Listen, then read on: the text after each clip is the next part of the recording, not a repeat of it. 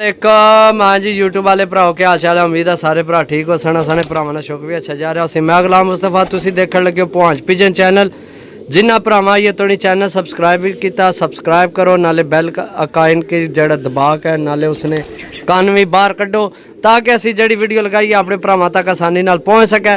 माशाअल्लाह जनाब 10 पीस लैके आए सा भरावां वास्ते, बहुत अच्छे बहुत नायाब है पट्ठी थी। बाकी जनाब सारे नवे परां विच अच्छे कबूतर माशाअल्लाह लैके आए सा अपने भरावां वास्ते 10 अदद।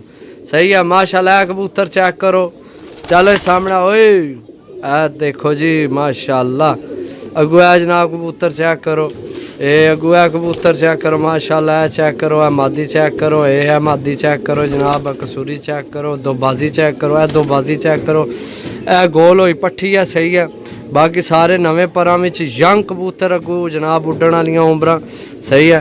वीडियो बनाने का एको मकसद है कि जनाब जिहड़ी चीज़ दसां वो जनाब भेजां। ए 10 कबूतर लगाए सन, ये जनाब सेल हो गए हैं तो ये जनाब जा रहे हैं सियालकोट। इंशाल्लाह जनाब भाईरां नाल जाके अड्डे दा राबता करने इंशाल्लाह मिलसां अगली वीडियो। तब तक इजाज़त दो। अल्लाह सुनने वाला, अल्लाह हाफिज़।